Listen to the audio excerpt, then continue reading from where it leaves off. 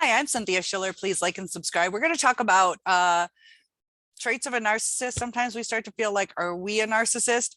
And there are ways that scientists think somebody actually becomes a narcissist. So some psychologists will think it's kind of a combination between genetic temperament, also the way the person was brought up. So sometimes they think it's environmental. Based on their relationships. It could also be through the schools, babysitters, or parents. So somebody born with narcissistic tendencies and is treated like they're the center of attention, given everything, always praised, whether it's the parents or the teachers, they can grow into fully fledged narcissists. Now, another child born with these same similar tendencies, but have a normal upbringing and realistic expectations, the parents go through a healthy way of raising them, where the child's self-esteem is less likely to become narcissistic because they're not trying to achieve the unachievable. They have a comfort within themselves. So some psychoanalysts and also psychologists think sometimes it's a lack of parental love, also a lack of attention, and the kids will overcompensate and they'll kind of try to pump themselves up so they can feel more important in front of their peers, whether that's lying, making up stories. It's just a survival technique. So a lot of children in the early stages will have these narcissistic tendencies, but they can still grow up to be well-rounded adults. They're just learning, kind of testing the waters. And as they become more independent, they can express themselves better. Sometimes when they're children, we do have a lot more rules that kind of bind us. So usually within the teens is when things kind of get worse, and then they'll start to get better. If it's a healthy child, they start to realize what their responsibilities, expectations, accountabilities are. But are you a narcissist? So these are some character traits of a narcissist, and usually people who are on the narcissistic scale will have more of these, and they also take it to more extreme. So if you do have some of these red flags, doesn't necessarily mean you have NPD, which is narcissistic personality disorder, where you need 5 out of 9 traits. But if it's to the extreme, and if you have many of these, it might be something to think about getting some help, because with help, it can lead to better relationships.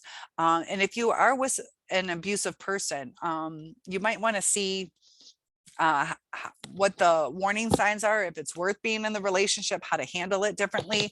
Narcissists tend to change how we interact with them. We always feel like we're pleading the case. We tend to over explain ourselves. And they kind of hate that too, because they don't take it into account. They don't take it to heart. They don't understand what we're trying to say. It's foreign to them. So us explaining things just causes more frustration in them. And that's where a lot of things start to fall apart quickly. And that's where the discard usually happens. As soon as it gets into that stage, the devaluation comes in, because they're just so frustrated, so sick of dealing with it.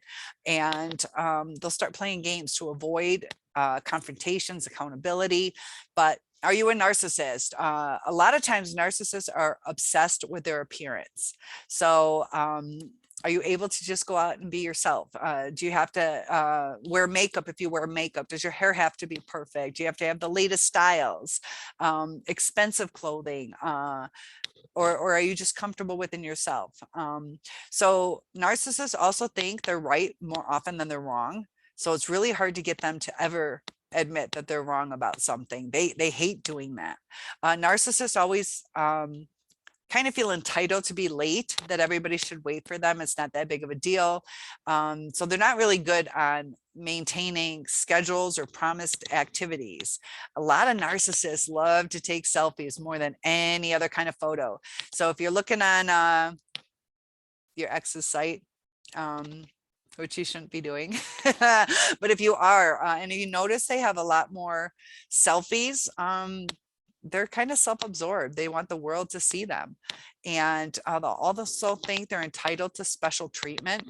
A lot of times at birthdays, they feel that they should have be the center of attention, but they don't always do that for you or other people. And they love to use social media.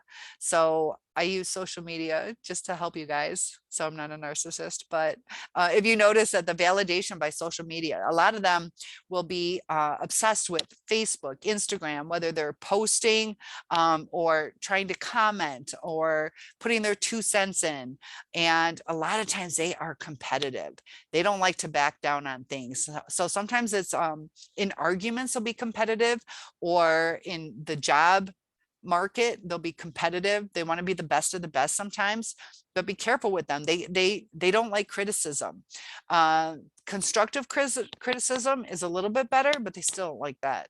So their response will be to be defensive. Instead of taking your words as guidance, they'll take it as an insult, and they won't learn from it. They won't grow from it. They'll just get angry. So unless people are talking about them, they get bored in conversations. They want to be the center of attention. They want to monopolize the conversation as well. And they do give money to good causes, but they'll do it so they can tell people how generous they are. So they're kind of showing off.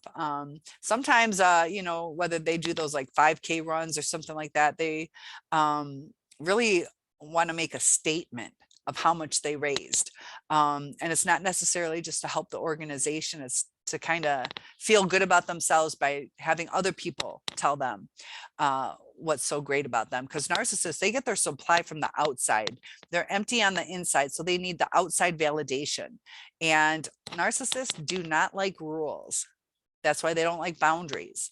And they get angered by other people because their sense of supply comes from, like I said, the outside. So whether it's anger or happiness, but it's a lot easier to get somebody angry for them.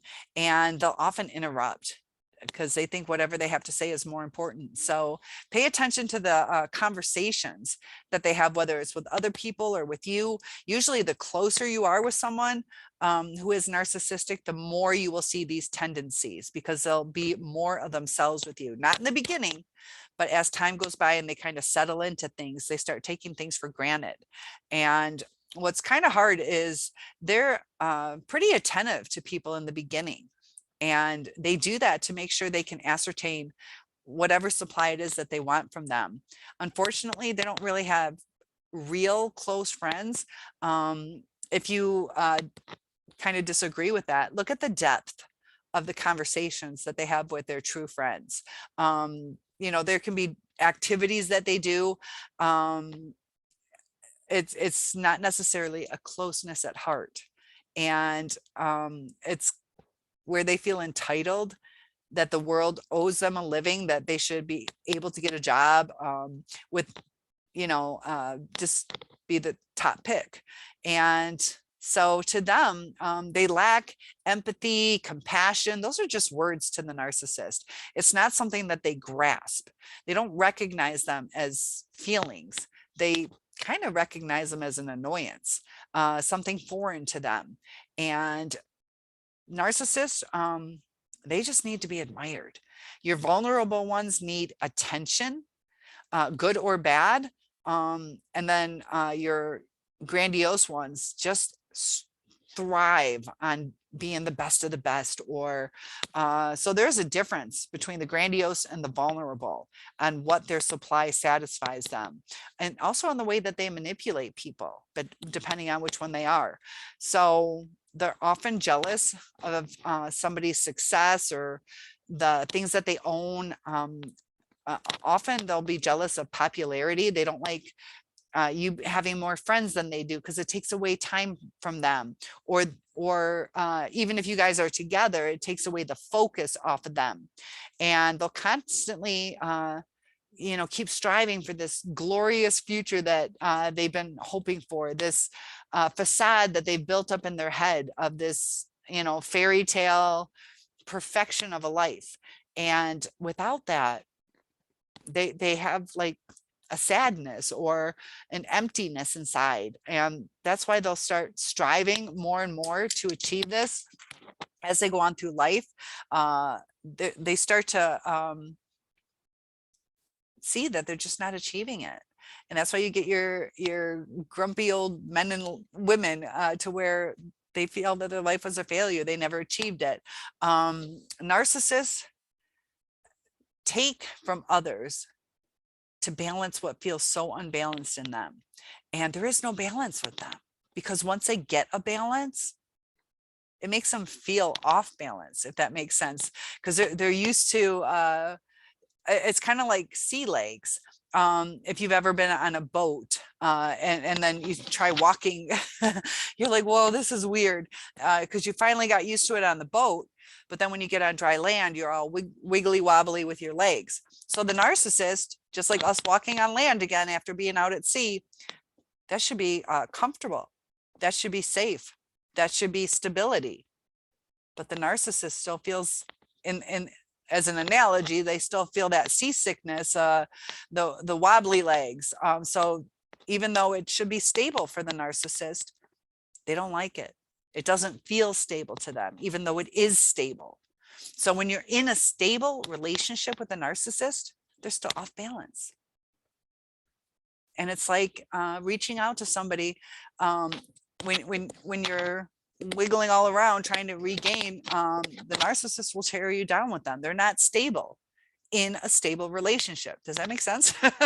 that they're flip-floppy in a normal relationship, and they're going to overpower you to bring you down.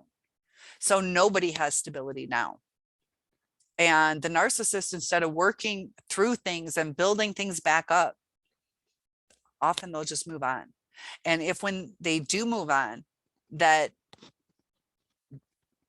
sometimes they do look back, sometimes they do regret what we did for them, but it's just luck of the draw. It's not a true love thing. It's not that they're going to come back for the true love. They're going to come back for supply. So if they're left, they'll secure a new supply or go back to an old ex. They're very predictable. They love that monkey branching, to where they'll secure something before they let go and move on. And they're just seeking that perfect life that they want, but they're not willing to work for, and they're not willing to grow. Instead, they take and take and take, and then just say, screw it, it's not there. Well, it takes two people to go through it. And they're also so destructive in things that it destroys it anyways. Same with the new supply. It's going to destroy it, because they can't leave you feeling content. They can't answer a direct question. There's always that seed of doubt. And it can be on something little, on, can you take little Lisa to school tomorrow? We'll see. And it's like, do I need to set this up? Do I need to go, call in late to work? So we think the way they answer it, most likely, yeah, I can probably do that. And we're like, oh, I guess that means yes. But then at the last minute, they back out. And so we start to get trained in our minds to prepare for the future of this might not come through. So we start getting annoying, because we're like, well, can I get a direct answer? Are you sure? And I'll let you know. And we always had the seed of doubt. And then the seed of doubt just infiltrates the relationship.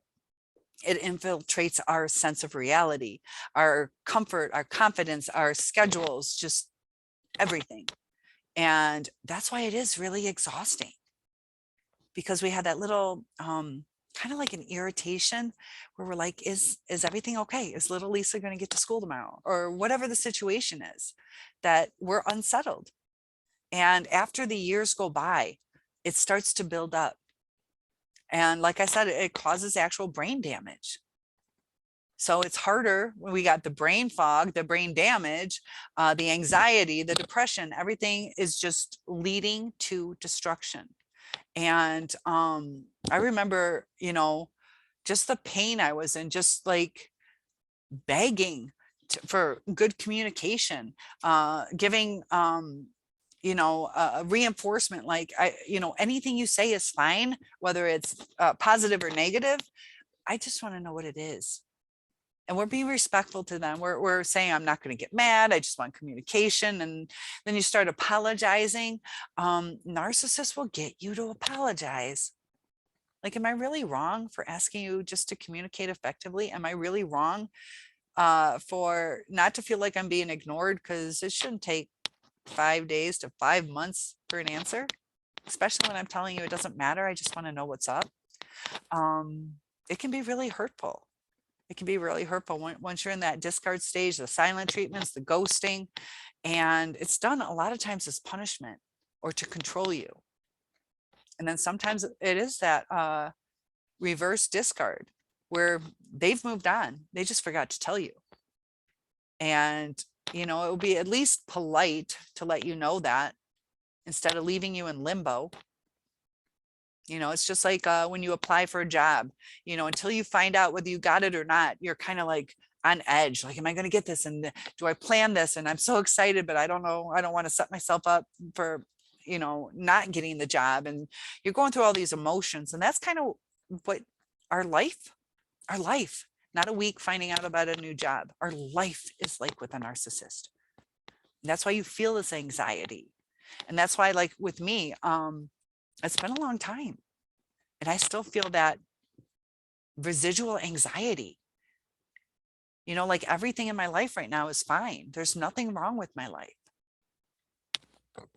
But I feel like I'm struggling with anxiety over residual, not about my life right now. And that's kind of where the narcissist is they had so much crap happen to them in the past that they got the residual stuff going on. And, you know, I'm still trying to understand if they ever break out of it, because I'm hoping I break out of this because I should have a great time right now. I shouldn't feel unsettled. And it's not that sometimes I do still get sad, but it's not that I'm sad at heart. I'll have bouts of it, you know, flashbacks or whatever, because that's part of the CPTSD, but it's just an ongoing process of trying to heal. Don't get stuck in it too much because it does give you brain damage. So either, you know, have a superficial relationship with the person where it doesn't matter, you know, just like you don't want anything to happen to the person at the gas station. But did you even think about them today? Did you, unless you went to the gas station? Did you ever wonder what their day was like, or, you know, when can you see them again? It's just, you know, somebody in passing. And just nice conversation just for a little while. You can have that with a narcissist.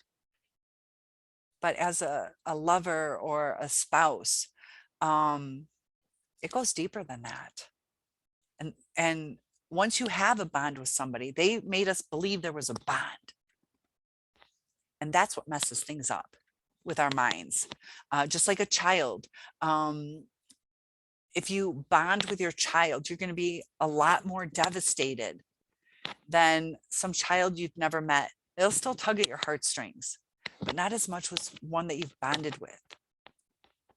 And one that is like a reality to you, not just a name or a picture, somebody you've held and developed a relationship with. And I know it's hard, especially with these school shootings, like it does tug at your heart. But to keep it more superficial, you can survive with a narcissist, but that's not the way to live a life. And big hugs to you guys. Topic requests are welcome, and one-on-ones are available, and I'll see you in the next video.